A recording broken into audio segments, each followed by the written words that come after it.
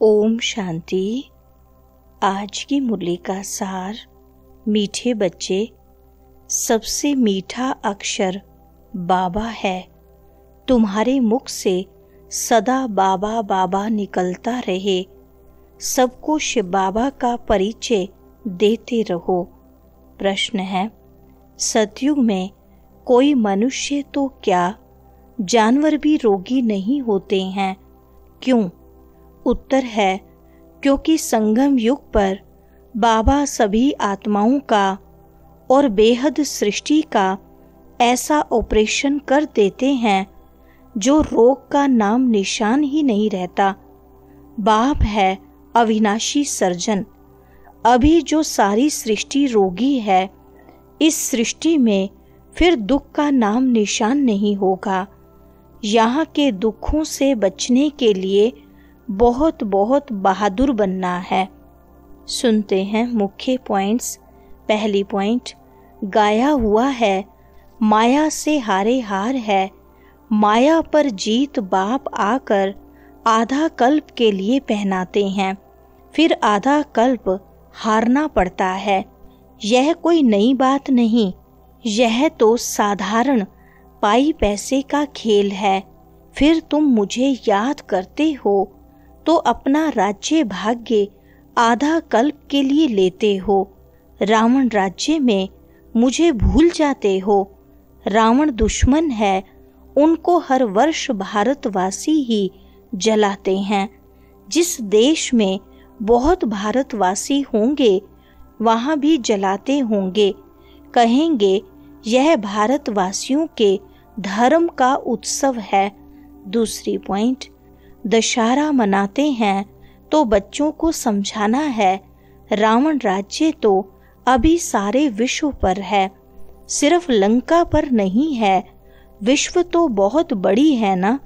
मनुष्य कहते हैं नीचे एक बैल व गऊ है जिनके सींग पर सृष्टि खड़ी है, फिर थक जाते हैं तो बदलते हैं। अब यह बात तो है नहीं।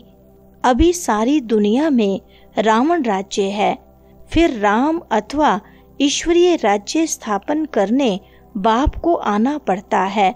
सिर्फ ईश्वर कहने से भी कह देते ईश्वर तो सर्वशक्तिमान है, सब कुछ कर सकते हैं, फालतू महिमा हो जाती है, इतना लव नहीं रहता। शिव बाबा कहते हैं हमेशा बाबा बाबा कहना चाहिए। बाबा कहने से वर्षा मिलने की बात हो जाती है। तीसरी पॉइंट, तुम हो शिव शक्तियाँ। तुम्हारे मुख कमल से ज्ञान अमृत निकलता है। तुम्हारा नाम बाला करने गौ मुख कह दिया है। गंगा के लिए ऐसे नहीं कहेंगे। मुख कमल से अमृत अभी निकलता है। ज्ञान अमृत पिया तो फिर विष पी नहीं सकते। अमृत पीने से तुम देवता बनते हो। अब मैं आया हूँ असुरों को देवता बनाने। तुम अभी दैवी संप्रदाय बन रहे हो। तुम जानते हो हम ब्रह्मा कुमार कुमारियां पुरुषोत्तम संगम युगी हैं, बाकी जो भी हैं सब कलयुगी हैं। तुम कितने थोड़े हो। चौथी पॉइंट, अभी इस सारी छीछी सृष्टि का ऑपरेशन होना है। बाप कहते हैं मैं आकर सबका ऑपरेशन करता हूँ। सारी सृष्टि रोगी है। अविनाशी सर्जन भी बाप का नाम है। वह सारे विश्व का ऑपरेशन कर देंगे, जो फिर विश्व में रहने वालों को कभी दुख नहीं होगा। कितना बड़ा सर्जन है। आत्माओं का भी ऑपरेशन, बेहद सृष्टि का भी ऑपरेशन करने वाला है। वहाँ मनुष्य तो क्या जानवर भी रोगी नहीं होते हैं। पांचवी पॉइंट, आज सतगुरुवार है, हमेशा सत्य बोलना चाहिए। व्यापार में भी कहते हैं ना, सत्य बोलो, ठगी की बात नहीं करो। फिर भी लोभ में आकर कुछ जास्ती दाम बताकर सौदा कर देंगे। सच तो कभी कोई बोलते नहीं, झूठ ही झूठ बोलते हैं। इसलिए सत्य को याद करते हैं। कहते हैं ना, सत्य नाम संग है, अभी तुम जानते हो। बाबा जो सत्य है वही संग चलेंगे। हम आत्माओं के अभी सत्य के साथ तुम आत्माओं का संग हुआ है तो तुम ही साथ जाएंगे। तुम बच्चे जानते हो शिव बाबा आया हुआ है जिसको ट्रुथ कहा जाता है। छठी पॉइंट, बाप कहते हैं अभी मैं तुम बच्चों के पास आया हूँ, नैनों पर बिठाए ले जाता हूँ। यह नैन नहीं, तीसरा नेत्र। तुम जानते हो इस समय बाप आए हैं, साथ ले जाएंगे। शंकर की बारात नहीं, यह शिव के बच्चों की बारात है। वह पतियों का पति भी है। कहते हैं तुम सब ब्राइड्स हो, मैं हूँ ब्राइड ग्रूम। तुम सब आशिक हो, मैं हूँ माशुक। अभी मैं आया हूँ, सब भक्तियाँ हैं। भक्तों की रक्षा करने वाला है भगवान। कहते हैं शंकर ने पार्वती को अमर कथा सुनाई। तुम सब हो पार्वतियाँ, मैं हूँ कथा सुनाने वाला अमरनाथ। 7वीं पॉइंट, सत्य बाप अभी तुमको सत्य कथा सुनाते हैं। बाप बगैर सच्ची कथा कोई सुना न सके। यह भी समझते हो विनाश होने में टाइम लगता है। कितनी बड़ी दुनिया है, कितने ढेर मकान आदि गिरकर खत्म होंगे। अर्थक्वेक में कितना नुकसान होता है, कितने मरते हैं। बाकी तुम्हारा छोटा झाड़ होगा, देहली परिस्थान बन जाएगी। एक ही परिस्थान में लक्ष्मी नारायण का राज्य चलता है। कितने बड़े बड़े महल बनते होंगे, बेहद की जागीर मिलती है।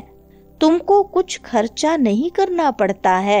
8वीं पॉइंट, बाबा कहते हैं इनकी यानी ब्रह्मा की लाइफ में ही कितना सस्ता अनाज था तो सतयुग में कितना सस्ता होगा। देहली जितने तो एक एक के घर और जमीन आदि होगी। मीठी नदियों पर तुम्हारा राज्य चलेगा। एक एक को क्या नहीं होगा, सदा अन्न मिलता रहेगा। वहाँ के फल फूल भी देखते हो कितने बड़े बड़े होते हैं। तुम शूबी रस पीकर आते हो। कहते थे वहाँ माली है, अब माली तो जरूर बैकुंठ में अथवा नदी किनारे होगा। वहाँ कितने थोड़े होंगे, कहाँ अभी इतने करोड़ और कहाँ 9 लाख होंगे और सब कुछ तुम्हारा होगा। 9वीं पॉइंट, गीत भी बच्चों ने सुना। ऐसे ऐसे गीत 6-8 हैं जो सुनने से ही खुशी का पारा चढ़ जाता है। देखो अवस्था में कुछ गड़बड़ है तो गीत बजा लो, यह है खुशी के गीत। तुम तो अर्थ भी जानते हो। बाबा बहुत युक्तियां बतलाते हैं अपने को हर्षित मुख बनाने की। बाबा को लिखते हैं बाबा इतनी खुशी नहीं रहती है, माया के तूफान आते हैं। अरे माया के तूफान आए और तुम बाजा बजा लो। खुशी के लिए बड़े बड़े मंदिरों में भी फाटक पर बाजा बजता रहता है। बॉम्बे में माधव बाग में लक्ष्मी नारायण के मंदिर के फाटक पर भी बाजा बजता रहता है। 10वीं पॉइंट, तुम अभी कांटे से सोने के फूल बन रहे हो ना, फिर तुम्हारा अवतरण होगा। फूल नहीं बरसते लेकिन तुम फूल बनकर आते हो। मनुष्य समझते हैं सोने के फूल बरसते हैं। एक राजकुमार विलायत में गया, वहां पार्टी दी थी, उनके लिए सोने के फूल बनवाए, सबके ऊपर वर्षा की। खुशी के मारे इतनी खातरी की, सच्चे सच्चे सोने के बनाए। बाबा उनकी स्टेट आदि को भी अच्छी रीति जानते हैं। वास्तव में तुम फूल बनकर आते हो, सोने के फूल तुम ऊपर से उतरते हो।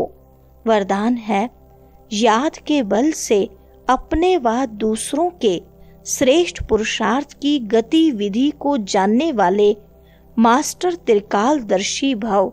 विस्तार है जैसे साइंस वाले पृथ्वी से स्पेस में जाने वालों की हर गतिविधि को जान सकते हैं, ऐसे आप त्रिकालदर्शी बच्चे साइलेंस अर्थात याद के बल से अपने व दूसरों के श्रेष्ठ पुरुषार्थ व स्थिति की गतिविधि को स्पष्ट जान सकते हो। दिव्य बुद्धि बनने से, याद के शुद्ध संकल्प में स्थित होने से त्रिकालदर्शी भव का वरदान प्राप्त हो जाता है और नए नए प्लान प्रैक्टिकल में लाने के लिए स्वतः इमर्स होते हैं। स्लोगन है, सर्व के सहयोगी बनो तो स्नेह स्वतः प्राप्त होता रहेगा। अच्छा, ओम शांति।